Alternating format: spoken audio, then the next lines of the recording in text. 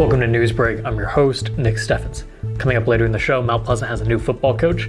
But first, today's top stories. The Washington Public Library is planning a makerspace in the basement, and survey responses have indicated that 3D printers and pottery are the most popular amenities. The library's director, Carrie-Ann Siegfried, said that the engineers are not concerned about the heat generated by a kiln and that 2 3D printers could meet the community's needs using minimal space. A video and audio recording studio is also a possibility as it requires minimal square footage. Siegfried hopes to create a messy zone with easily cleaned floors and a sink in an adjacent child-oriented area in another adjacent multipurpose space. However, industrial applications and virtual reality equipment are among the least popular options, and consultants ruled out the idea of an industrial kitchen due to safety risk and costs. Construction is expected to start in fall 2023, assuming contractors meet the library's schedule and new services will roll out gradually. The Mount Pleasant City Council held a regular session on Wednesday, March 22nd to discuss the Public Works drain replacement and shifts in fire department personnel. During the session, the council approved a proposal to repair the main drain in the Public Works Department building, which had been previously patched for $16,500. The council also approved changes to the fire department personnel based on the recommendation of Fire Chief Drew Shoemaker. Tony Scow will now serve on the Firefighter Reserves Unit. William Bensmiller has been promoted to Deputy Fire Chief, and Nicholas Ettinger is the new captain of the fire department. The council also held a public hearing to approve a resolution for the maximum property tax dollars for the affected levy, with a maximum ask of $3,118,483, with the next public hearing set to determine the actual tax rate. Mount Pleasant Mayor Steve Brimhall has asked residents to exercise patience as the construction season begins. Director of Public Works Rick Mullen revealed that the Aldrin and Henry Street projects would begin in a few weeks. The resolution for the pavement and drainage replacement for North Aldrin Drive from West Vine to West Armstrong was approved at the beginning of the year for $164,000, while West Henry Street, just west of Marion Street to Broadway Street, was approved for $816,000. Brimhall acknowledged that the construction would cause inconvenience to residents, but emphasized that the finished product would be better than the present condition. In addition, paving for Bluegrass Road would be completed when the weather improved, after which Brimhall hoped to attract a new business to the former West Liberty Foods building. Washington Police Chief Jim Lester announced at a city council meeting that Officer Seth Adam was named the department's 2022 Officer of the Year. According to Lester, Adam was recognized for his professionalism and willingness to go above and beyond when needed. The award honors outstanding service to the citizens of Washington, and Adams' duties included impaired driving enforcement training, serving as the department's shotgun armorer and taser instructor, and being a member of the SWAT team. Adam, who joined the department in 2010, was praised for his compassion and work ethic. Lester said Officer Adam is often complimented for his calm demeanor in stressful situations and compassion shown to victims. His work ethic throughout the year reflects his dedication to the Washington community and the profession of policing. The Pandalarium Steel Drum Ensemble is scheduled for a show at the Washington Area Performing Arts and Event Center at 7:30 p.m. Tuesday, March 28th as part of the Performing Arts Series. The group performs on instruments cut and hammered from 55-gallon oil barrels, and the performances include a blend of musical styles ranging from traditional calypsos and soca's of Trinidad to reggae, arrangements of popular songs, and jazz standards. The quartet is based in Iowa City and is made up of current and former members of the Pan American Steel Drum Band from the University of Iowa. Tickets are available through WashingtonAuditorium.org and cost $20 for adults, $10 for college students, and are free for K through 12 students. We're going to take a quick break, and when we come back, we'll take a look at the weather and sports.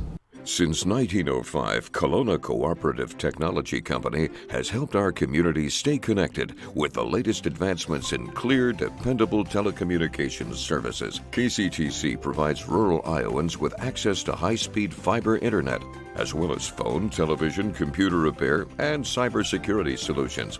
We're also proud supporters of local organizations and area schools within the community. KCTC, keeping Kelowna connected. At the Capper Auto Group, we put our customers' needs first and understand that everyone is as different as the vehicle they select. We offer new Ford, Chevrolet, Buick, GMC, Jeep, Chrysler, Dodge, and Ram vehicles in a friendly environment that puts you in the driver's seat.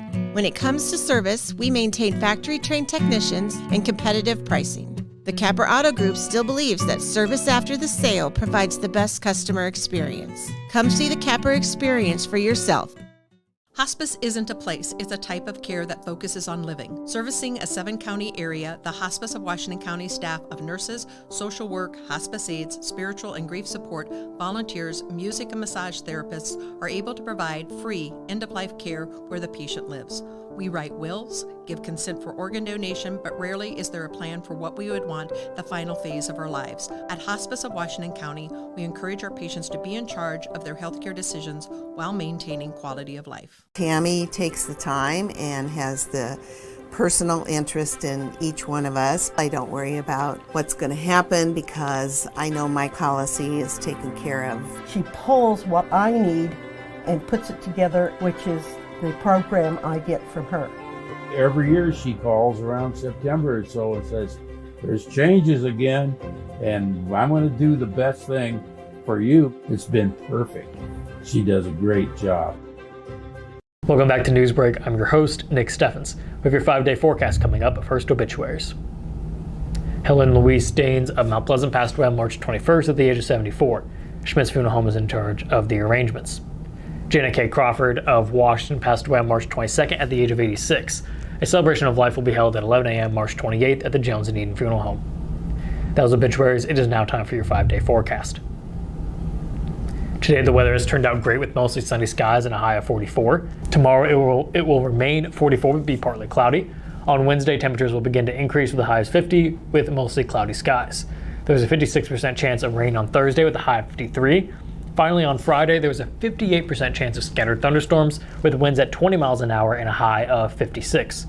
We're going to take another quick break, and when we come back, we'll take a look at sports. Federation Bank is a locally owned bank providing award-winning customer service.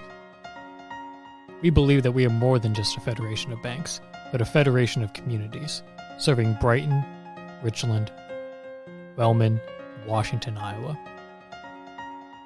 Federation Bank's highly skilled staff is here to make sure you are able to accomplish your personal and professional goals, whatever they may be. Federation Bank, your family bank. Family owned and operated by Andy and Sarah Ross, Ross Auto has been your vehicle repair and maintenance headquarters since 1935. We specialize in all makes of cars and light-duty trucks. With our variety of available services, let us help you keep rolling and your vehicle operating efficiently. Services include general auto repair, alignments, brakes, fuel injection, and more. Schedule your appointment today at 319-653-5656. That's 319-653-5656.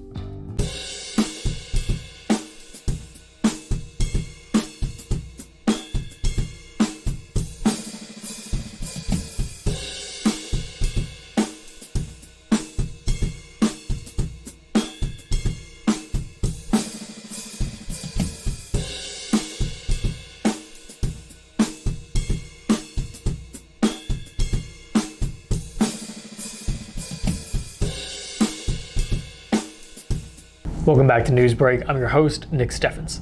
It is now time for sports. Sports, brought to you by Fairway.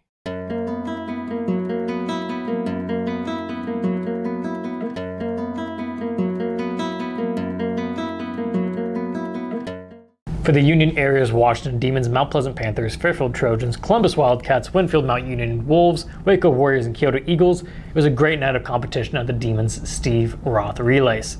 Host Washington represented well in Class A. Senior Elijah Morris was best in the division with a 100-meter time of 10.79 seconds. It was also the top time across all classes. Braden Hartman picked up a win in the shot put, tossing the shot 55 feet and 6 inches. Alec Ewan joined Morris, Ethan Patterson, and Jude Brown to set a meet record in the 4x200, winning in 1 minute and 31 seconds. Freshman Josh Anderson also set meet records in both the 100 and 200-meter wheelchair runs.